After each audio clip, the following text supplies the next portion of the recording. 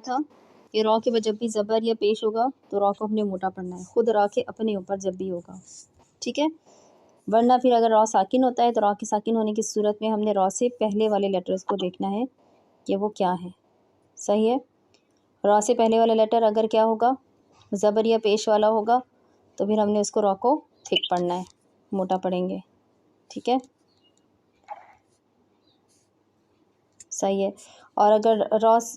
جو ہے وہ خود را کے اپنے اوپر اگر زیر ہوگا یا پھر جو ہے وہ اس سے اگر وہ خود ساکن ہے تو اس سے پہلے والے لیٹر کے نیچے زیر ہوگا تو پھر ہمیں را کو باریک پڑھنا ہے، ٹھیک ہے۔ را باریک پڑھا جائے گا جب اس سے پہلے والے لیٹر کے نیچے زیر ہوگا تو، یا خود را ساکن ہے تو اس سے پہلے والے لیٹر پہ جب زیر ہے تو را باریک پڑھا جائے گا، ٹھیک ہے۔ پھر ہم نے دیکھا کہ را ساکن ہے لیکن را سے پہلے والے لیٹر جب ہم دیکھ رہے ہیں تو وہ بھی ساکن ہے، تو پھر ہم اس سے بھی پہلے والے لیٹر کو دیکھ رہے تھے کہ وہ کیا ہے۔ اگر اس سے پہلے والا لیٹر جو تھا وہ یا کے علاوہ تھا، یا نہیں تھا بلکہ یا کے علاوہ کوئی اور لفظ تھا، لیٹر تھا جس کے اوپر زبر یا پیش تھا تو ہم نے را کو موٹا پڑھ لیا تھا، ٹھیک ہے، زبر یا پیش ہونے کی حالت میں۔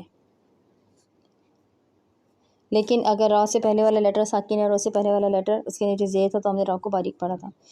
لیکن اگر جو ہے وہ را سے پہلے والا لیٹر جو ہے وہ خود یا ہے، بے شک اس کے اوپر زبر ہے لیکن وہ یا ساکن ہے، مطلب را سے پہلے والا لیٹر جو ہے وہ یا ہے اور اس سے پہلے زبر ہے، تو بھی ہم نے را کو پھر باریک پڑھنا تھا، ٹھیک ہے، یا کی وجہ سے باریک پڑھنا تھا، یا کی وجہ سے باریک پڑھنا، یہ یاد رکھیے گا، کیونکہ یا کی وجہ سے ہم کیا بناتے ہیں، یا مدہ بناتے ہیں، اس سے آپ کو یاد رہے گا، ٹھیک ہے۔ تو یا کی وجہ سے کیا ہو جاتا ہے، چیز جو ہے وہ نیچے آ جاتی ہے۔ دیکھیں زیر ہے، ای ساؤنڈ میں کیا ہے، یا آ رہی ہے نا، ای میں ای بی تی سی یا آ رہی ہے نا، تو اس یا کی وجہ سے ہم را کو باریک پڑھ رہے ہوتے ہیں، ٹھیک ہے۔ اگرچہ یا ساکن ہے، دیکھیں یا ساکن سے پہلے کیا ہے، زبر ہے، لیکن ہم نے یہاں پہ را کو باریک پڑھنا ہے، صحیح ہے۔ خیر، طیر، غیر، زیر، زیر، ٹھیک ہے، تھوڑا سا ڈفرینٹ رول ہے، الگ سے ہٹ کے، اس لیے اس کو اچھے سے یاد رکھنا ہے آپ نے۔ In case of a pause, if jazm is put on ra and the letter before is ya, then ra will be read thin, ٹھیک ہے، even if the third letter has a zabar، ٹھیک ہے، یہ exempted rule تھا کہ اس کو ہم نے اچھے سے یاد رکھنا ہے۔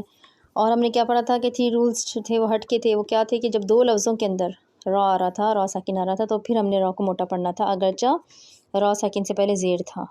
رب ارحمہما انیر لیمنیر، صحیح ہے۔ Before a second ra, the zir follows in previous word,